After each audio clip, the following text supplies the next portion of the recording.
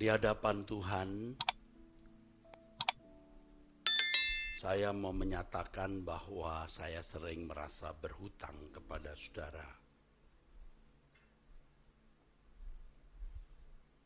Di hadapan Tuhan, tentu kita tidak bisa bohong, tidak bisa pura-pura, tidak bisa munafik.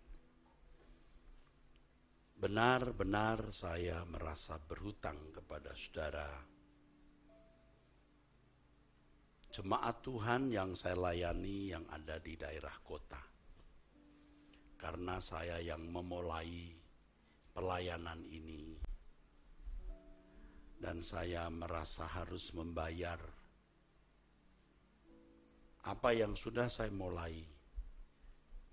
Supaya sebelum saya dipanggil pulang, saya meninggal dunia, saya sudah menyelesaikan tugas saya sebaik-baiknya.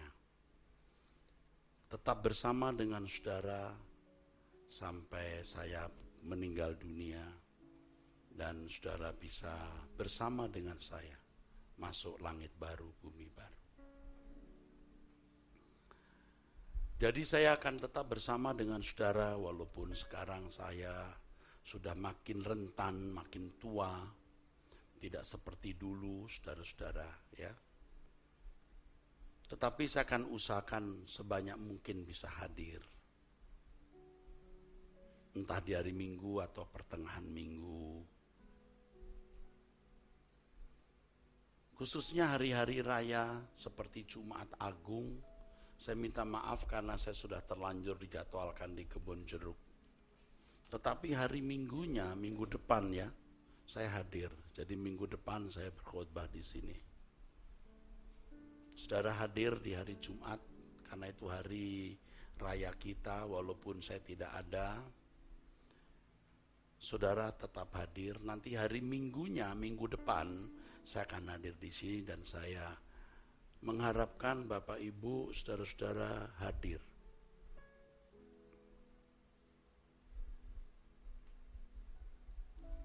Saya hadir bukan karena saya menerima apa-apa dari Pak Apau, ya. Bukan karena saya tidak enak, tapi saya berhutang, merasa berhutang. Hidup ini singkat, saudaraku. Dan sekarang kita tahu hidup ini makin sulit, makin sukar. Makin banyak orang susah, baik karena ekonomi, karena sakit penyakit, karena kesenjangan sosial, krisis sosial, belum lagi munculnya kaum radikal yang anti agama lain, bahkan mulai anti ras.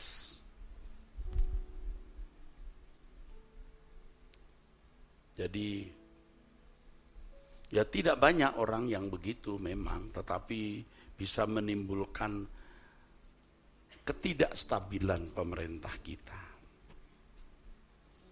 Belum lagi perang di Eropa belum kunjung reda, masih tegang dan rasanya sekarang makin meluas di dunia. Karena campur tangannya banyak negara yang bersikap terhadap Rusia.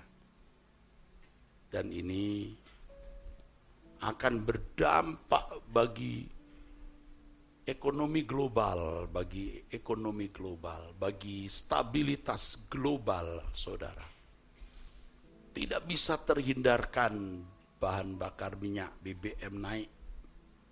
Tidak bisa terhindarkan transportasi terganggu. Sehingga sulitnya bahan-bahan tertentu, saudara. Belum lagi kalau seandainya terjadi konflik Taiwan dan RRC, itu akan lebih berpengaruh karena lebih dekat dengan negara ini. Tidak bermaksud mengecilkan hati saudara. Tetapi hidup ini memang tragis. Bagi Bapak Ibu yang sudah melewati tahun-tahun yang panjang, Seperti saya walaupun belum tua sekali, tapi dengan usia 63 tahun di tahun ini saudara, dengan perjalanan hidup bersentuhan dengan banyak orang karena saya sebagai pelayan jemaat, saya makin menghayati betapa tragisnya hidup ini. Betapa tragisnya hidup ini.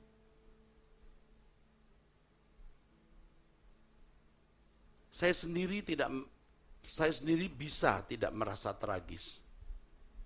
Karena saya sudah memiliki pendidikan, saya menyandang beberapa gelar, saya memiliki nafkah yang cukup, saya memiliki aset. Saya punya anak-anak, punya cucu-cucu yang sempurna. Saya tidak kesulitan makan, minum, berkendaraan, bahkan berwisata. Saya mampu. Saya punya banyak teman, sahabat. Saya juga terhormat walaupun saya termasuk pendeta yang paling dibully. Bukan di Indonesia saja, di dunia. Karena dengan bullying 3 tahun yang lalu sebagai pendeta sesat itu sampai di Melbourne, Brisbane, Belanda, Amerika, California. Tidak apa-apa, Taiwan. Tidak mengada-ada. Tetapi itu kecil, bukan masalah besar. Bukan masalah. Saya masih bisa menikmati hidup. Hidup saya bukan kehidupan orang yang gagal. Saya bisa merasa tidak tragis. Tetapi saya adalah pelayan jemaat. Saya adalah suster, saudara. Saya tidak bisa merasa tidak tragis. Saya merasa tragis. Karena Tuhan mempertemukan saya dengan banyak orang yang hidupnya tragis. Dan Tuhan tahu saya tidak mengada-ada. Hidup saya terseret dalam tragisnya banyak orang. Entah karena sakit berat, entah karena ambruknya ekonomi, entah karena perceraian, dan banyak masalah lain. So akhirnya saya mengatakan hidup ini memang tragis. Tidak mengecilkan arti hidup ini. Tidak mengecilkan hatimu. Tetapi kita harus berpikir realistis. Hidup ini tragis, saudara.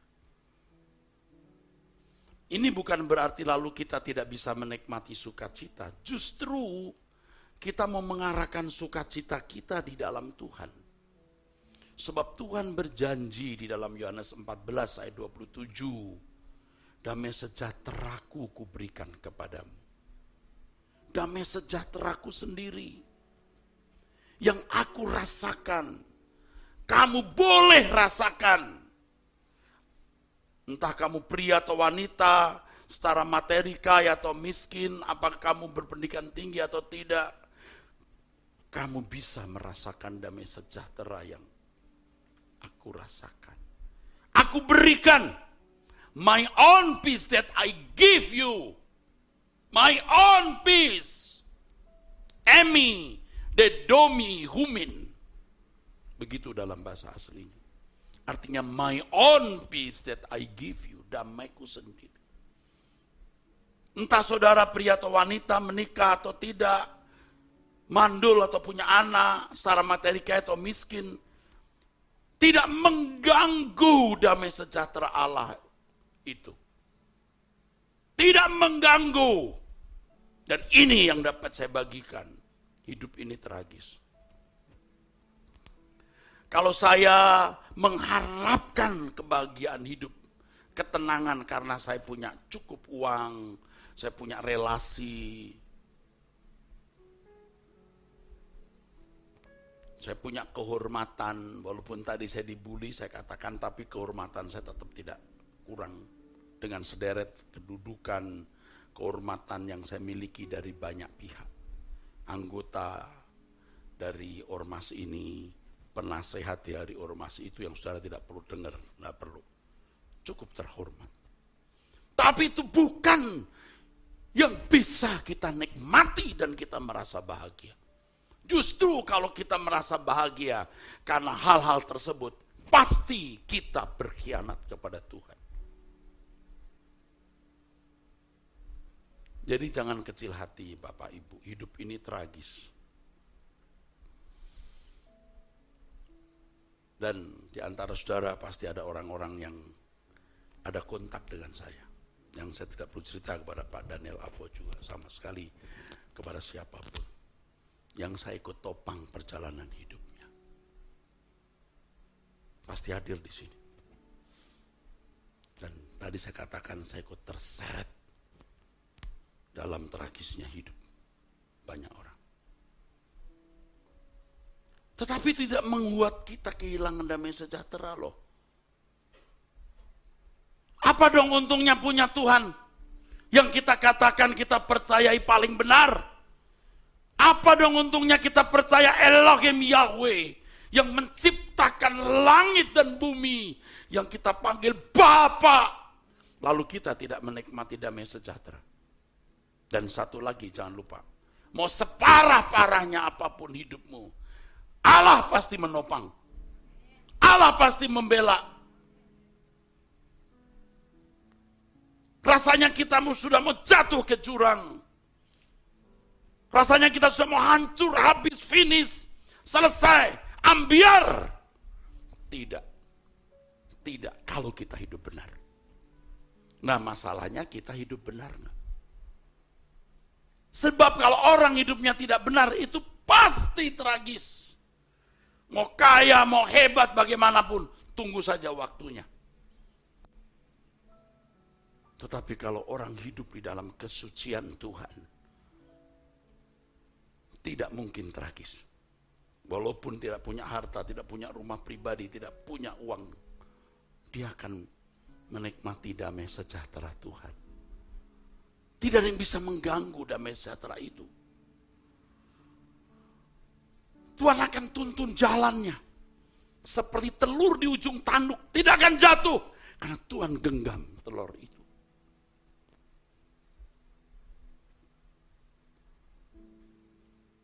Jangan tinggalkan Tuhan, saudaraku. Jangan hidup seperti orang-orang lain. Saudara harus memiliki kehidupan yang berbeda. Sederhana kok. Sederhana.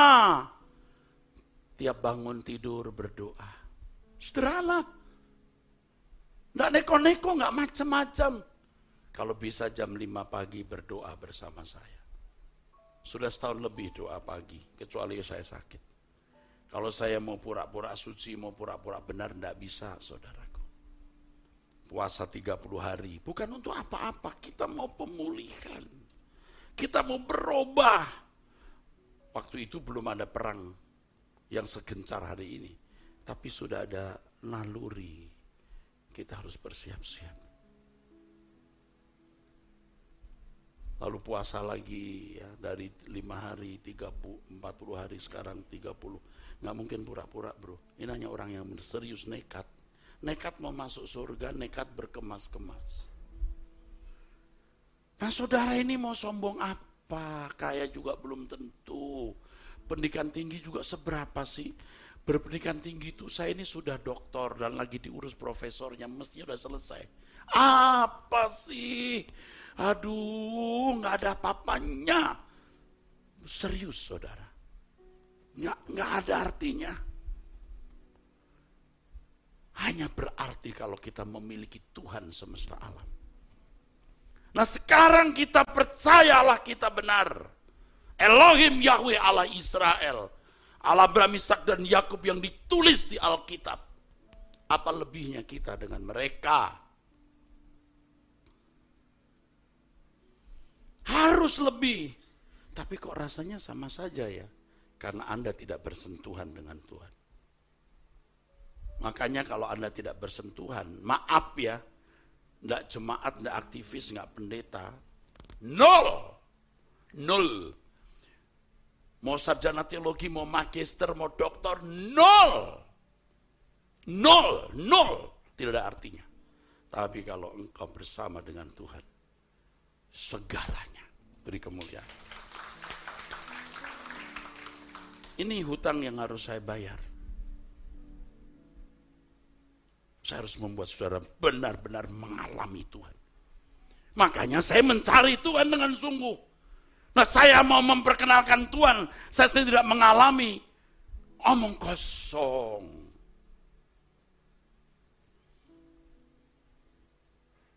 Melewati malam panjang, saya mengangkat tangan. Tuhan, kalau Engkau benar-benar hidup dan ada, hadirlah. Jamahlah aku, Tuhan.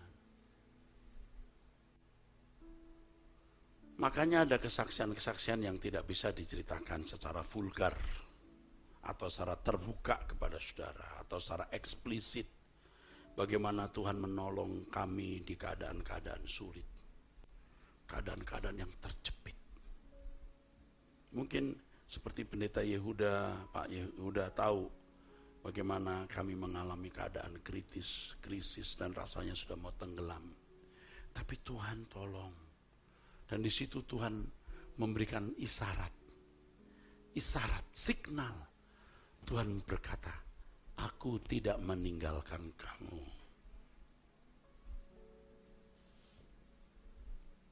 Nah, saya rindu saudara bisa mengalami ini. Jangan saudara jadi Kristen itu, Kristen-Kristenan bohong-bohongan. Aduh, palsu. Gadungan. Apa sih lebihnya? Sederhana, bangun pagi mulai dengan doa. Mulai dengan jaga mulut. Sederhana, tapi tidak mudah. Jaga mata, jangan lihat apa yang tidak perlu dilihat. Jangan bercakap dengan orang yang tidak perlu kita bercakap, yang mendistrak, yang mengganggu, merusak pikiran kita. Lebih baik miskin daripada tidak jujur. Jujur, miskin gak apa-apa, tapi gak akan jatuh. Ya, mengalah. Kalau saudara ada di mana gitu, dagang sebelah, ya, orang dagang sebelah musuhin Anda terus, jangan melawan, jangan membela diri, diam. Biar saudara melihat Tuhan menolong. Anda bekerja di satu perusahaan, ditindas terus oleh atasan, jangan pindah. Jangan gampang berhenti bekerja, nanti Anda nganggur, susah cari kerjaan. Jangan sombong, jangan berkata, emangnya hanya di sini orang bisa kerja, itu sombong. Nggak apa-apa, dianjing-anjingin juga diam. Anjing loh, kita diam. Malaikat bilang gini, yang anjing siapa? Nggak apa-apa, amin. Yang penting anak-anak bisa sekolah, kita berkorban, kita ditindas, diperlakukan tidak adil, yang penting dapat gaji. Jadi gaji itu termasuk gaji diomeli. Seneng dia kalau bisa bilang anjing loh, tapi gajinya turun, nggak apa-apa. Jangan udah dianjingin gak dikasih gaji. Amin saudara. Iya, dagang apa yang bisa dijual asal itu halal, gak usah malu. It's okay. Ya, jurusnya orang Rehobot satu, bisa dilewati. Amin. Kalau ditanya apa kabarnya Bu, bisa dilewati. Gimana masalah anak itu? Bisa dilewati. Belum sembuh tapi bisa dilewati. Pasti ada masalah, enggak mungkin enggak ada masalah.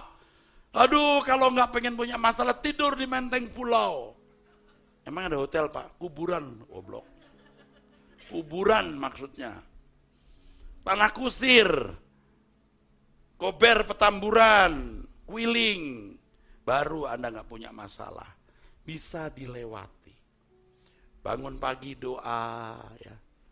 Lalu kita kalau bisa olahraga jalan sedikit, 30 menit, 1 jam kalau ada waktu diusahakan. Nah kalau saudara sudah bekerja juga udah capek ya enggak perlu, itu udah olahraga. Begitu sederhana. Ya di tempat kerja jaga mulut. Jangan ribut, ya dimusuhi diam. Diomeli atasan, baik Pak, maaf Pak. Maksud saya begini, diam. Ya udah. Orang dijelasin belum ngomong udah suruh diem. Nanti baru kemudian hari, itu hari kamu mau ngomong itu ya, aduh saya salah. Nggak apa-apa, yang penting gaji turun. Simple tapi sulit. Amin. Iya. Nanti punya suami yang tidak takut Tuhan, atau istri yang mulutnya bocor. Tenang, tenang. Ya, nggak lama punya istri seperti itu, nggak lama. Dia mati dulu atau kita mati dulu. Simple tapi sulit. Mulai sekarang harus berubah. Ya, ibu-ibu jangan banyak bicara. Kalau suami ngomong apa, begini Pak, diam. Iya. Ini kalau Anda bertanya Alkitab menjawab, aduh saya lihat ibu-ibu banyak menderita. Sampai satu kadang kesel gitu, sampai kadang lepas gini.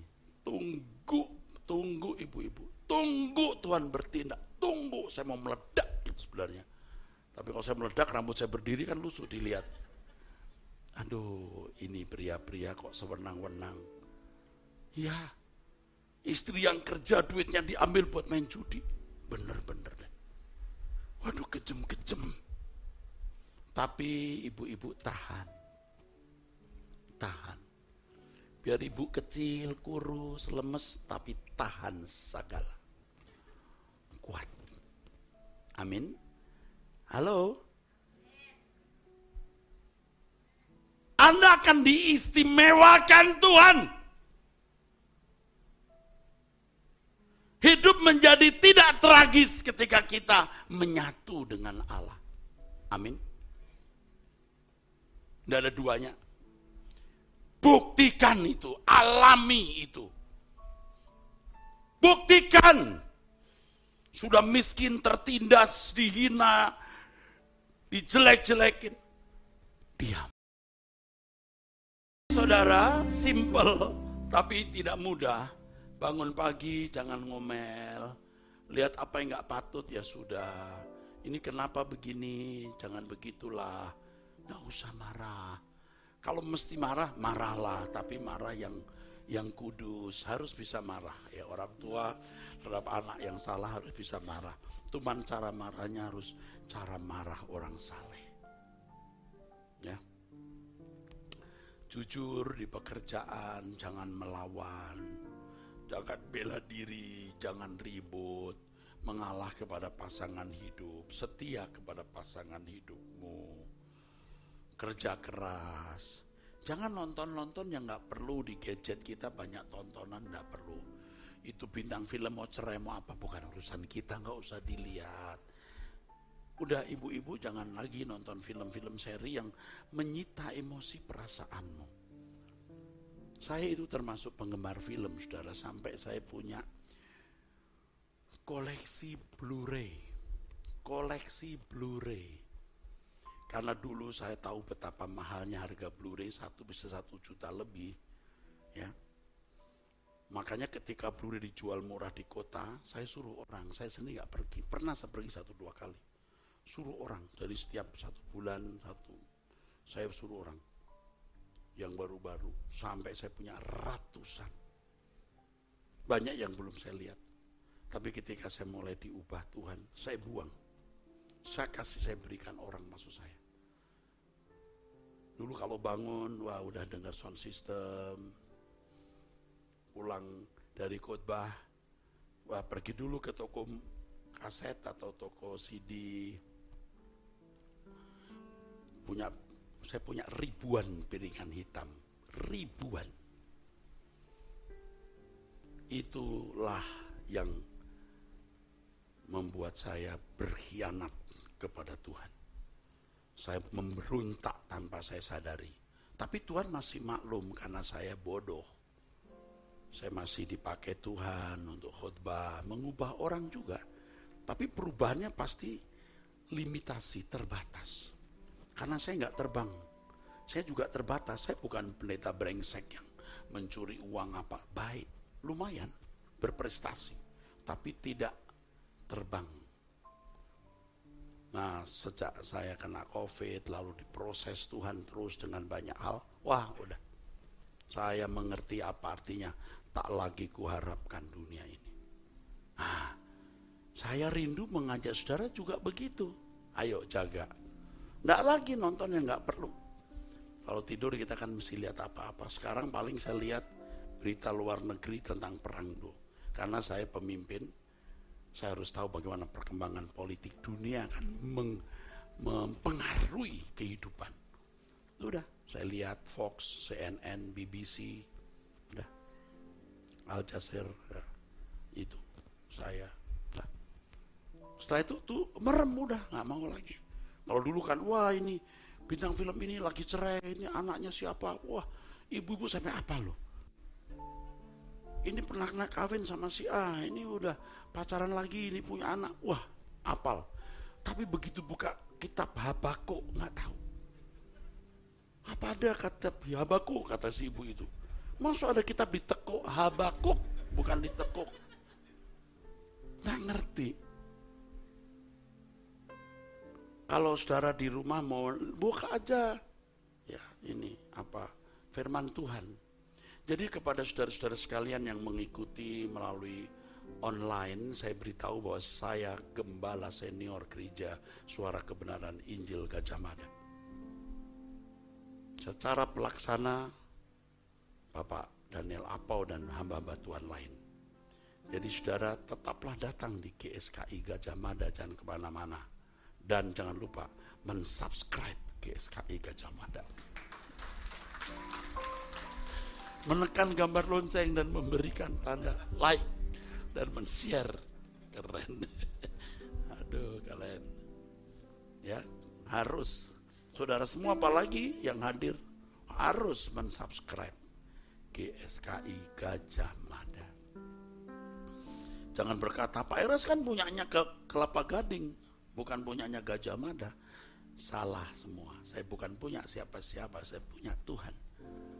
Dan saya kemana-mana, kemana saya disuruh Tuhan pergi. Jadi saudaraku sekalian, buka GSKI Gajah Mada atau Truth ID juga boleh. Nah saudara, nanti Minggu sore di sini juga harus ada PA. Tadi saya bincang-bincang dengan Pak Apau. Bapak Pendeta Dr. Yehuda ini kan Kaprodi ya, Ketua Program Studi S3. Ketua Program Studi S3. Ini ketuanya sekolah S3, saudaraku. Saya nggak disuruh ngomong begini, tapi suka-suka saya ngomong. Bukan mau mengangkat-angkat. Beliau bisa mengajar. Tadi sempat bilang, jangan terlalu tinggi bahasanya ya. Nah, mesti bikin PA. Bikin PA Minggu sore di sini seperti dulu. Harus ada PA, entah hari apa terserah, ada PA. Saudara belajar. Hidup ini kita urusannya cuma satu, keluarga. Dua, kerjaan. Tiga, gereja. Gak ada lagi yang lain. Kalau ada yang kita lakukan seperti kita ke mall, belanja ya karena untuk keluarga. Arisan-arisan begitu kalau gak perlu gak usah. Kecuali arisan keluarga atau saudara mau jadi berkat di satu kelompok boleh. Reuni-reuni, aduh udah gak usah datang. Banyak dosa dilakukan pada waktu reuni. Cinta lama bersemi kembali. Padahal punya istri ya. Oke, saya teruskan sekarang. Jadi simple. Saudara mulai hidup simple tapi tidak mudah. Harus diperjuangkan ini. Saudara lakukan ini. Doa pagi, mendengarkan firman tadi, jangan nonton yang tidak, jangan nonton lagi. Jangan nonton yang gak perlu, film lah apalah, gak perlu. Film seri, ibu-ibu tuh, emak-emak. Engkau dipengaruhi film, aduh kenapa dia, waduh dia dibunuh, dicerain. Gak usah, urusan apa? Bola juga gak usah, kecuali ada pemain bola. Saya bingung loh, ibu-ibu bisa nonton bola lalu, wah kenapa MU kalah? Dia kalah rugi apa loh? Nggak usah. Bapak-bapak juga enggak perlu. Dulu hobi saya juga kalau tinju atau yang bekelai-bekelai sampai berdarah-darah, wah senang saya. Wah makin berdarah makin seru. Sekarang udah enggak. Hobi-hobi juga enggak perlu, kecuali hobi itu terkait dengan bisnismu. Bisnismu mancing, ya kamu mesti punya hobi mancing untuk bisa menjual barangmu. Tapi kalau kita enggak perlu, enggak usahlah hobi apapun, saudaraku. Apalagi saudara badannya kecil, moge. Lah badanmu saja sekecil ikan asin gepeng begitu. Kalau begitu jatuh, lewat kamu. Bukan enggak boleh. Ya kalau orang kaya punya duit, badannya besar, ya monggo lah silahkan. Pokoknya kalau enggak perlu enggak usah. Kita berkemas-kemas. Apa? Berkemas-kemas. Apa? Lebih keras. Lebih keras. Berkemas-kemas. Mungkin ucapan saya dianggap konyol, konservatif, ortodok, fanatik, ekstrim, goblok. Terserah. Tapi kita berkemas-kemas. Nah kalau saudara melakukan yang saya sampaikan ini demi nama Tuhan. Bangun pagi mulai dengan doa. Jaga mulut, jaga mata. Jangan nonton yang tidak perlu. Jangan bergaul dengan orang yang salah. Saudara menemukan Tuhan step by step. Baru ngerti, oh Tuhan itu hidup ya. Oh Tuhan nyata ya. Nanti Tuhan akan kasih isyarat-isyarat yang mengatakan, aku beserta kamu nak. Memang kadang-kadang Tuhan mengizinkan kita dalam keadaan seperti tidak disertai Tuhan. Aduh, pasti kita mengalami. Tapi itu pun cara Tuhan. Saudara, lakukan apa yang saya nasihatkan ini. Hidup suci itu bukan sesuatu yang mistik, tapi praktis dan teknis. Jangan muluk-muluk. Nah, sederhana. Waktu tetangga berkata, kamu sih, maaf sih. Itu udah suci. Kesucian itu dari situ.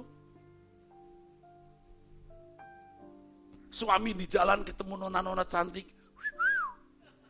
Saudara ini najis, itu udah suci. Amin saudara. Nah, praktis. Waktu kita mau kesel, saya mau ngelabrak orang, ya udah, enggak. Itu suci.